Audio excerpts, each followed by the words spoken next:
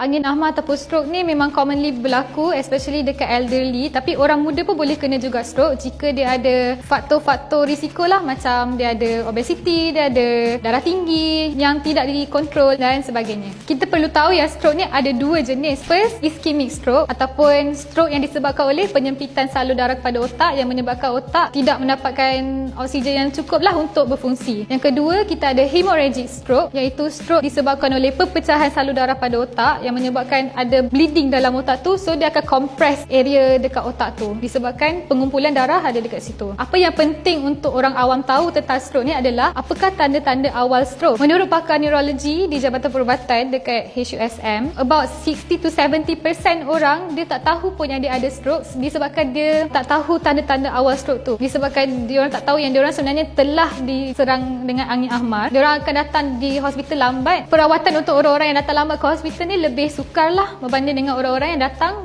dengan tanda-tanda awal. Antara tanda awal stroke adalah lemah di separuh bahagian badan. Dia rasa semut-semut, terutama di bahagian dagu ataupun di bahagian hujung tangan, hujung kaki rasa semut-semut. Kabur pandangan pada sebelah mata, sukar bercakap dan sukar menelan, sukar untuk berjalan disebabkan separuh badan tadi dah lemah. Tapi pesakit stroke juga boleh datang dengan simply rasa pening kepala je. Tapi bila kita check balik, rupanya dekat MRI brain dia dah ada tanda-tanda untuk kena stroke. Dengan kita tahu tanda-tanda awal untuk stroke ni, kita boleh membantu orang yang kena stroke dengan lebih cepat. So ada akronim dia untuk tolong orang yang kena stroke, iaitu kita kena ingat FAST. F maksudnya facial drooping, maksudnya sebelah muka dia dah kelihatan sengit. Kalau kita tengok dia senyum pun senyum dia sengit sebelah. Kita tengok mata dia pun mata dia macam tertutup sebelah. Tu maksudnya orang kena stroke. Second, A, arm. Arm maksudnya dia dah lemah separuh bahagian badan dia. So kita nampak dia tak boleh nak angkat pun tangan dia. Jadi itu adalah juga tanda orang kena stroke. S adalah speech, maksudnya dia dah tak boleh nak bercakap secara normal. Dia sukar nak bercakap. So T, time to call 999.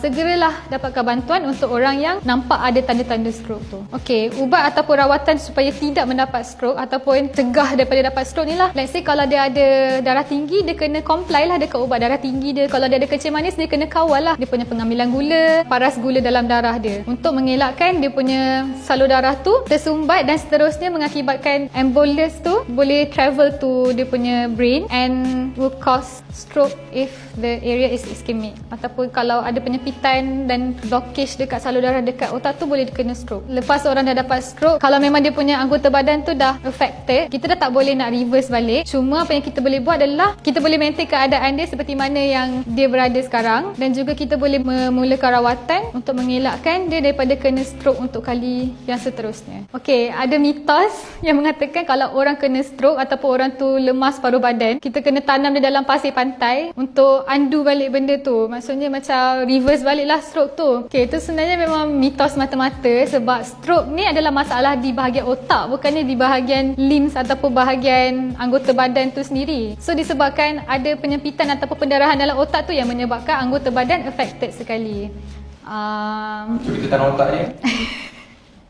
Tak, kita tak perlu tanam otak dia. Apa yang kita perlu buat adalah dapatkan rawatan segera untuk orang yang ada tanda-tanda awal stroke.